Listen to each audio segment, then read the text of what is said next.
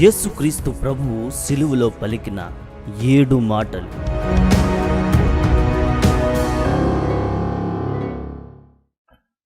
Praise the lord, హల్లెలూయా. మీ అందరికీ సమాధానం కలిగిన గాక. మనం ఈరోజు ప్రభు అయిన యేసుక్రీస్తు సిలువలో పలికిన 7 మాటల గురించి ధ్యానం చేసుకోబోతున్నాము. ఆ 7 మాటల్ని కూడా ఒక్కో మాటకి ఒక్కో వీడియో చొప్పున చేయడం జరిగింది. వివరంగా ప్రతి మాటని గురించి ధ్యానం చేసుకున్నాము. ఆ వీడియోస్కి సంబంధించిన లింక్స్ అన్నీ కూడా డిస్క్రిప్షన్లో ఇవ్వబడతాయి. అదేవిధంగా పైన కార్డ్స్లో కూడా ఇవ్వబడతాయి. వాటిని ఆసక్తి ఉన్నవారు చూడాల్సిందిగా కోరుతున్నాము. మొదటి మాట, లూకా సువార్త 23వ అధ్యాయం 34వ వచనం. యేసు, తండ్రి, వీరేమి చేయుచున్నారో వీరెరుగరు గనుక వీరిని క్షమించుమని చెప్పాను. యేసుక్రీస్తు మొదటి మాట క్షమాపణ గురించి మాట్లాడుతున్నారు. ఇక్కడ క్షమాపణ గురించి మనం తెలుసుకునేటప్పుడు ముందుగా మనము క్షమించబడాలి. మనము దేవుని దృష్టిలో ఏ అపరాధం చేసినా సరే దాని నుంచి మనం విడుదల పొందాలి. దేవుని దగ్గర క్షమాపణ అడగాలి. దేవుని వాక్యం చెప్తుంది, మనుషుల అపరాధములను మీరు క్షమించకపోతే తండ్రి కూడా మీ అపరాధాలను క్షమించడు అని దేవుని వాక్యం చెప్తుంది. కాబట్టి మనము మనుషుల అపరాధాలను క్షమించాలి. అదేవిధంగా మనము మన అపరాధముల నుంచి తండ్రి దగ్గర క్షమాపణ పొందాలి. మనము క్షమాపణ పొందకపోతే కనుక మనము దేవుని దృష్టిలో దోషులుగా ఉండిపోయి దేవుడిచ్చే ఆశీర్వాదాలని పొందుకోలేకుండా మన జీవితము నిష్ప్రయోజనం అయిపోద్ది. కాబట్టి మనము ముందుగా క్షమాపణ పొందాలి. దేవుని దగ్గర నుంచి క్షమాపణ పొంది అదేవిధంగా దేవుడు మనల్ని క్షమించిన ప్రకారము మనము కూడా మన సహోదరులను క్షమించాలి. అదేవిధంగా ఎఫెసీ రాసిన పత్రిక 4వ అధ్యాయంలో మనం చూస్తాము, సమస్తమైన ద్వేషాన్ని కూడా మనము విడిచిపెట్టాలి. అంటే ఎలా అంటే మనము ఎవరినైనా క్షమించాము అని చెప్పి వారి గురించిన అపరాధమును మనం హృదయంలో ఉంచుకుని ఏదైనా సందర్భం వచ్చినప్పుడు దాన్ని ప్రస్తావించామంటే కనుక మనము వారిని పూర్తిగా క్షమించలేదని అర్థం. మనకి హృదయంలో ద్వేషం ఉండిపోయింది అని అర్థం. కాబట్టి మనము ఏ విధమైన అపరాధమును మనం మనసులో ఉంచుకోకుండా, ఏ విధమైన ద్వేషమును మన మనసులో ఉంచుకోకుండా, కోపము మన మనసులో ఉంచుకోకుండా అందరినీ క్షమించాలి. అదేవిధంగా దేవుని దృష్టిలో మనం చేసిన ప్రతి అపరాధానికి ప్రతిరోజు కూడా క్షమాపణ పొందాలి. రెండవ మాట, లూకా సువార్త 23వ అధ్యాయం 41-43. ఆయనను చూచి, యేసు, నీవు నీ రాజ్యములోనికి వచ్చినప్పుడు నన్ను జ్ఞాపకము చేసుకొనుమనెను. అందుకు ఆయన వానితో, నేడు నీవు నాతో కూడా పరదైసులో ఉందువని నిశ్చయముగా నీతో చెప్పుచున్నానెను. రెండవ మాట, నేడు నీవు నాతో కూడా పరదైసులో ఉందువు. యేసుక్రీస్తు చెప్తున్నారు, ఆయన పక్కన ఉన్న కుడివైపున ఉన్న దొంగతో చెప్తున్నారు, నీవు నాతో కూడా పరదేశంలో ఈరోజు ఉంటావు అని చెప్తున్నారు. మనము ఎంతోమంది విషయాల్లో ఎవరైనా సరే పాపంలో జీవించినప్పుడు, లేకపోతే ఏదైనా అపరాధంలో అలాగే చేస్తూ ఉండిపోయినప్పుడు మనం ఏం చేస్తామంటే వారు ఇంకా పరలోకానికి వెళ్లకుండా నరకం వెళ్ళిపోతారేమో అని వారి జీవితంలో మనం తీర్పు తీర్చేస్తాము. దేవుడు చెప్తున్నారు, ఎన్నో పాపాలు చేసిన, అవసరమైతే హత్యలు చేసిన ఆ దొంగని కూడా నీవు నాతో కూడా పరదేశంలో ఉండు అని చెప్తున్నారు. ఆయన ఎవరినైనా ఎప్పుడైనా క్షమించడానికి సిద్ధ మనసు కలవాడు. కాబట్టి ఆయన క్షమించడానికి సిద్ధంగా ఉన్నప్పుడు మనము తీర్పు తీర్చి అతను నరకానికి వెళ్ళిపోతాడు అని ఎవరి గురించి అనకూడదు. ఎందుకంటే నరకానికి పంపించడం కానీ పరలోకం తీసుకువెళ్ళటానికి కానీ దేవునికే అధికారం ఉంది, మనకు అధికారం లేదు. మనము అవసరమైతే నరకానికి వెళ్ళే వాళ్ళని కూడా పరలోకం వెళ్తాడు అని అనవచ్చు. ఆ మాటను బట్టి ఒకవేళ అతను పరలోకం వస్తే సంతోషమే కదండి. కానీ నిజంగా పరలోకం వెళ్ళే వాళ్ళని నరకానికి వెళ్ళిపోతారు అని అన్నాం అనుకోండి, దానివల్ల ఆ మాట వల్ల అది మనకు దోషంగా ఎంచబడుతుంది. కాబట్టి మనం ఎవరిని గూర్చి నరకానికి వెళ్తారని తీర్పు తీర్చకూడదు. లూకా సువార్త 6వ అధ్యాయం 35వ వచనంలో ఎట్టి వారిని గురించి మీరు నిరాశ చేసుకోవద్దు అని చెప్తుంది. కాబట్టి మనం ఎవరిని గురించి నిరాశ చేసుకోకూడదు. అదేవిధంగా కొంతమంది ఏమనుకుంటారంటే, సిలువలో దొంగనే ఆఖరి క్షణంలో యేసుక్రీస్తు రక్షించారు కాబట్టి నేను బ్రతికిన కాలమంతా కూడా పాపాలు చేస్తూ బ్రతుకుతాను, చివరిలో వృద్ధాప్యం వచ్చిన తర్వాత నేను రక్షించబడతాను అని అనుకుంటారు. కానీ దేవుని వాక్యం చెప్తుంది, ఇదే అనుకూలమైన సమయము, ఇదే రక్షణ దినం. కాబట్టి ఇదే రక్షణ దినము.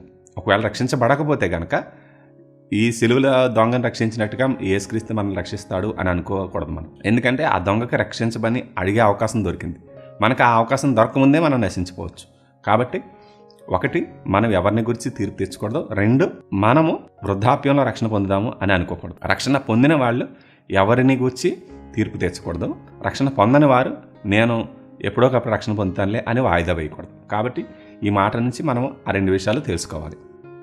మూడవ మాట, యోహాను సువార్త 19వ అధ్యాయము 26-27 వచనాలు. యేసు తన తల్లియు తాను ప్రేమించిన శిష్యుడును దగ్గర నిలిచియుండుట చూచి, అమ్మా, ఇదిగో నీ కుమారుడు అని తన తల్లితో చెప్పాను. తరువాత శిష్యుని చూచి, ఇదిగో నీ తల్లి అని చెప్పాను. ఆ గడియ నుండి ఆ శిష్యుడు ఆమెను తన ఎంట చేర్చుకొనెను. మూడవ మాట, అమ్మా, ఇదిగో నీ కుమారుడు. ఇక్కడ మనం యేసుక్రీస్తుని చూస్తాము. ఆయన చనిపోయే పరిస్థితిలో ఉన్నప్పుడు కూడా తన తల్లిని గురించి బాధ్యత వహించి ఆయన తల్లిని ఆయన ప్రేమించిన శిష్యునికి అప్పగించడం మనం చూస్తాం. యేసుక్రీస్తు గురించి ఇక్కడ మనం తెలుసుకోవాల్సిన విషయం ఏంటంటే, ఆయన 12 సంవత్సరాలు అప్పుడు యెరూషలేముకు వెళ్ళినప్పుడు ఆయన అంటారు, నేను తండ్రి పనులతో ఉండాలని మీకు తెలియదా అని అడుగుతారు. కానీ అలాంటి ఆయన 30 సంవత్సరాల వరకు కూడా వారి తల్లిదండ్రుల దగ్గర అణిగి ఉంటూ తండ్రికి సహాయం చేస్తూ, ఆయన వడ్రంగి పని చేస్తున్నప్పుడు ఆయనకు సహాయం చేస్తూ, అదేవిధంగా ఇంటిని పోషిస్తూ, తండ్రి చనిపోయిన తర్వాత ఇంటిని పోషిస్తూ ఆయన బాధ్యతని నిర్వర్తించడం మనం చూస్తాము. అదేవిధంగా ఆయన వెళ్ళిపోయే సందర్భంలో తల్లిని తన శిష్యునికి అప్పగించడం మనం చూస్తాం. ఈ రోజుల్లో పిల్లలకి ఏ విధమైన బాధ్యత లేకుండా అవసరమైతే తల్లిదండ్రులే వారిని బాధ్యతారాహిత్యంగా పెంచడం, వారిని చెడు మార్గంలో పెంచడం మనం చూస్తాం. వారికి ఎటువంటి బాధ్యతను అప్పగించకుండా ఉండటం వల్ల వారిని చేతగాని వాళ్ళుగా చేయడం చూస్తాం. తల్లిదండ్రులు పిల్లలకి సరైన విధంలో వారిని బాధ్యతాయుతంగా పెంచాలి. అదేవిధంగా పిల్లలు తల్లిదండ్రులకి లోబడకపోవటము, వారికి ఏ విధంగా సహాయం చేయకపోవటాన్ని మనం చూస్తాము. దేవుని వాక్యం చెప్తుంది, ఆ సామెతల గ్రంథం 6:20లో, నువ్వు తండ్రి ఆజ్ఞను గైకొనాలని, తల్లి ఉపదేశమును వినాలని దేవుని వాక్యం చెప్తుంది. తల్లిదండ్రులని గురించి దేవుని వాక్యం చెప్తుందంటే, నీవు దీర్ఘాయుష్మంతుడు అగినట్లు నీ తండ్రిని నీ తల్లిని సన్మానించమని చెప్తుంది. కాబట్టి మనము తల్లిదండ్రులను సన్మానించాలి. అదేవిధంగా వారికి సహాయం చేయాలి. బాధ్యతాయుతంగా మనము ప్రవర్తించాలి. ఇంట్లో పిల్లలు ఎవరి పనులు వాళ్ళు చేసుకోవాలి. ఆడపిల్లలైతే తల్లికి, మగపిల్లలైతే కనుక తండ్రికి సహాయం చేయాలి. బాధ్యతాయుతంగా మనము ప్రవర్తించాలి. దానివల్ల తండ్రి మహింపరచబడతాడు. తల్లిదండ్రులకి మనం సహాయం చేసి వారి దగ్గర నుంచి దీవెన పొందినప్పుడు మనము దీర్ఘాయుష్మంతులు అవుతామని దేవుని వాక్యం చెప్తుంది. 4వ మాట, మార్కు సువార్త 15వ అధ్యాయము 34వ వచనం. 3 గంటలకు యేసు ఎలోయి ఎలోయి లామా సబక్తాని అని బిగ్గరగా కేకవేసెను. ఆ మాటలకు, నా దేవా నా దేవా నన్నెందుకు చేయి విడిచితివని అర్థం. 4వ మాట, నా దేవా నా దేవా నీవు నన్నెందుకు చేయి విడిచితివి. మనం చూస్తాము దేవుని వాక్యంలో యేసుక్రీస్తుని పట్టుకోవడానికి బంటోళ్ళు వచ్చినప్పుడు, మీరు ఎవరిని వెతుకుతున్నారని యేసుక్రీస్తు అడిగితే, నజరేయుడైన యేసును అని చెప్పినప్పుడు, నేనే ఆయనని చెప్తే వాళ్ళు వెనకకు తగ్గి నేల మీద పడతారు. ఎందుకంటే ఆయన మహిమతో నిండి ఉన్నారు కాబట్టి వారు ఆయనను నేనే అని చెప్పగానే వెనకకు తగ్గి నేల మీద పడతారు. తర్వాత వాళ్ళు మళ్ళీ అడిగితే ఎవరిని వెతుకుతున్నారంటే నజరేయుడైన యేసుని అనగానే నేనే అని చెప్తే అప్పుడు వాళ్ళు పట్టేసుకుంటారు. ఈ మధ్యలో ఏం జరిగిందంటే, ఆయన తన మహిమను వదిలిపెట్టేశారు, పరిశుద్ధాత్మను వదిలిపెట్టేశారు. ఇదంతా ఎందుకు చేశారంటే, ఆయన సిలువలో చేసే బలియాగము ఆయన మహిమతో చేస్తే కనుక మనకు పాప క్షమాపణ ఉంది. మన స్థానంలో ఆయన బలియాగం చేస్తున్నారు కాబట్టి ఆయన సాధారణమైన వ్యక్తిగా చేయాలి. కాబట్టి ఆయన తన ఆత్మను అనగా తండ్రితో సహవాసమును ఆయన వదిలేసుకున్నారు. అదేవిధంగా మనం చూస్తాము కీర్తన గ్రంథము 22వ అధ్యాయము 12వ వచనంలో మనం చూస్తాము, భాషాను దేశపు వృషభములు నన్ను చుట్టుకొని ఉన్నవి, కుక్కలు నన్ను చుట్టుకొని ఉన్నవి అని దేవుని వాక్యం చూస్తాం. అంటే ఏంటంటే, కుక్కలు అనగా భాషాను దేశపు వృషభములు అనగా, వృషభములు అంటే ఎద్దులని కాదు, కానీ ఇక్కడ ఏంటంటే అవి దురాత్మలు. నరకంలో ఉన్న దురాత్మలన్నీ కూడా ఆయన ఆవరించి ఏం చేస్తున్నాయంటే, ఆయన ఆ విధంగా బలియాగం చేయకుండా ఆయన ఆపాలని చూస్తున్నాయి. కాబట్టి ఏం చేస్తున్నారంటే, యేసుక్రీస్తు నా దేవా నా దేవా నన్నెందుకు విడనాడితివి అంటున్నారు. ఎందుకంటే ఆయన కనుక ఆ బలియాగం చేస్తే కనుక సాతాను అధికారం అంతా కూడా పోతుంది, మరణం యొక్క బలమంతా పోతుంది. కాబట్టి ఆ దురాత్మ అన్నీ కూడా ఆయన చుట్టి ఆయన వేధిస్తున్నాయి, కేకలు వేసేలాగా, లేకపోతే దేవుని దూషించేలాగా, లేకపోతే ఇంకోటి ఏదో చేసి ఆయన సిలువ దిగి వెళ్ళిపోయేలాగా చేస్తున్నాయి. వారు ప్రేరేపించడం కూడా చూస్తాం. నువ్వు దిగి వస్తే కనుక మేము నమ్ముతాము అని మనుషులు ప్రేరేపించడము, ఇతన్నే రక్షించుకోలేడు మమ్మల్ని కూడా రక్షిస్తాడంట అని హేళన చేయడం మనం చూస్తాం. అన్నీ చేసినా సరే యేసుక్రీస్తు అదంతా ఎందుకు భరించారంటే, ఆయన ఆ బలియాగం చేయకపోతే కనుక మనకు పాప క్షమాపణ లేదు కాబట్టి ఆ దురాత్మలు ఆయన అలా చుట్టుకొని ఆయన్ని వేధిస్తుంటే ఆయన అరుస్తున్నారు, నా దేవా నా దేవా నన్ను ఎందుకు చేయి విడిచితివి. 5వ మాట, యోహాను సువార్త 19వ అధ్యాయము 28వ వచనం. అటు తరువాత సమస్తమును అప్పటికి సమాప్తమైనదని యేసు ఎరిగి, లేఖనము నెరవేరినట్లు నేను దప్పిగొనుచున్నానెను. 5వ మాట మనం చూస్తాము, నేను దప్పికొనుచున్నాను. లేఖనము నెరవేరినట్లు నేను తప్పుకొంచున్నాను. ఆయన రాత్రిపూట బంధించారు. రాత్రిపూటే ప్రధాన యాజకుని ఇంటికి తీసుకువెళ్లారు. ఉదయం పిలాతు దగ్గరికి తీసుకువెళ్లారు. పిలాతు దగ్గర నుంచి హేరోదు దగ్గరికి తీసుకువెళ్లారు. హేరోదు దగ్గర నుంచి మళ్ళీ పిలాతు దగ్గరికి వచ్చారు. పిలాతు ఆయనకి కొరడా శిక్ష విధించారు. అది శిక్ష విధించిన తర్వాత ఆయనను కపాలమనబడిన స్థలానికి అనగా గొలగోతా కొండకి తీసుకువెళ్లారు. అక్కడ ఆయన సిలువను మోసుకొని వెళ్ళి ఉదయం 9 గంటలకు సిలువ మీద ఎక్కితే మధ్యాహ్నం 3 గంటల వరకు ఆయన సిలువ మీద ఉన్నారు. ఈ రాత్రి నుంచి కూడా ఆయనకు దాహం వేసినా సరే ఆయన మౌనంగా ఉన్నారు. బొచ్చు కత్తిరించి వాని ఎదుట గొర్రె మౌనంగా ఉన్నట్టుగా ఆయన మౌనంగా ఉన్నారు. కానీ ఇక్కడ వాక్యం చెప్తుంది, లేఖనం నెరవేరినట్లు నేను తప్పుకొంచున్నాను. లేఖనం ఏం చెప్తుంది? నా నాలుక నా దవడను అంటుకుని ఉన్నది.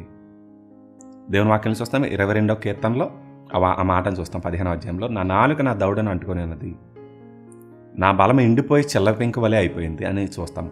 అదేవిధంగా కీర్తనల గ్రంథము 69వ అధ్యాయం 21వ వచనం మనం చూస్తాము, నా వారు నాకు చేదును ఆహారంగా పెట్టారు, నాకు దప్పి అయినప్పుడు చిరకను ఇచ్చారు. యేసుక్రీస్తు ఇదంతా ఎందుకు చేస్తున్నారంటే చిరకను తాగాలి.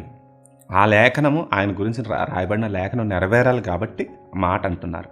అంత దాహం వేసినా అన్ని శ్రమలు అనుభవించినా కూడా ఆయన నాకు దాహం వేసిందని కేకలు వేయలేదు, కానీ లేఖనము నెరవేరినట్లు ఆయన అలా ఉన్నారు. కాబట్టి ఇక్కడ మనం తెలుసుకోవాల్సిన విషయం ఏంటంటే యేసుక్రీస్తు ఆయన గురించిన లేఖనాలన్నింటినీ కూడా నెరవేరలేదో కూడా అంత బాధపడుతూ కూడా చూసుకుంటున్నారు.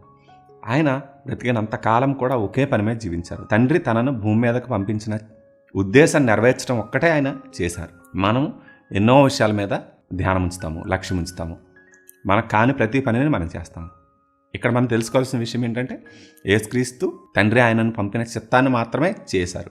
కాబట్టి ఆ ప్రభావం మన ఇప్పటి వరకు ఉంది. మనం తెలుసుకోవాల్సింది ఈ మాట ద్వారా మనము కూడా తండ్రి మనలని ఈ లోకంలోకి ఎందుకు పంపించారో ఆ చిత్తాన్ని నెరవేర్చాలి, కానీ మన ఇష్టమైన అంతా నెరవేర్చకూడదు.